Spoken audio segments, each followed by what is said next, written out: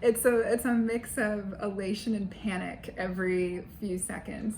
It's really wonderful to have this platform. It's my absolute dream. I had no idea how many people go into putting one book out, and the enthusiasm of people who just love storytelling is the best, overwhelming, like loving feeling I've ever experienced.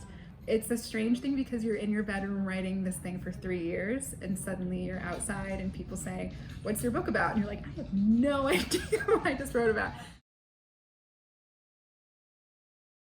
I mean, first, I hope that they just love the story. It's my favorite thing ever to be reading a book and say, "Oh, I'll just do one more chapter, because I can't get enough of it." So that's definitely goal number one. While I hate like issues books, I'm also not interested in reading anything that doesn't kind of comment on the world that we live in today. So this is how I see a lot of people. So I hope that people can take away that characters are complicated. I hate like two-dimensional villains in books. Especially when, you know, in my life, the people who have driven me crazy are very lovely in some circumstances and can be great, but also do things that are not okay. And so I hope readers can take away that these racial biases, these class biases exist very harmoniously within really kind gestures and authentic love for someone. So I hope they can take away that people are complicated.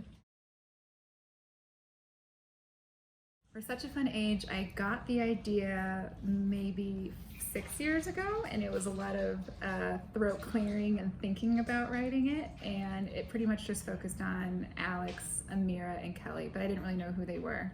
And then I started writing it and kind of played around with the two perspectives of Alex and Amira, and then I showed it to a writer that I trust, and he said, "The idea's there, but nope, start over."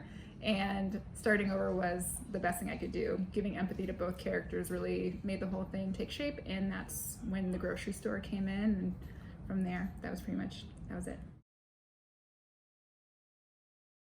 I will definitely write things down in my phone immediately. I have very long threads of emails to myself of just if I heard someone say something funny, or if I heard a toddler complain, or one time I sent an email to myself saying, "Write about the fight married people have about how many ice cubes can be left in a tray," because I heard someone having a fight about it. And it's an interesting thing. One person said 2, one person said 3. And so yes, email is where all of those things are.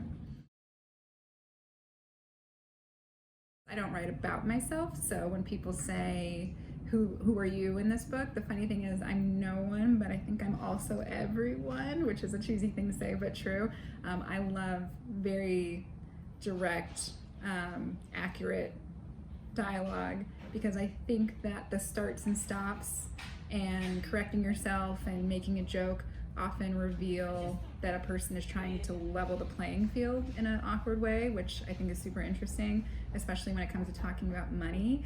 I wanted all of those little tiny details exact, because I think people, especially when they're talking about money, are equating money to their goodness and who they are morally, and I think that those cover-ups and slips and exact words are really revealing.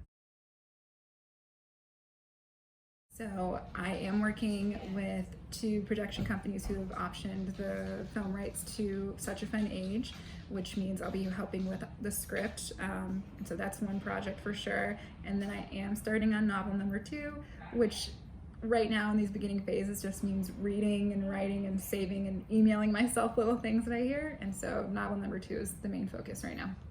But don't quote me, give me a few years on that one. So.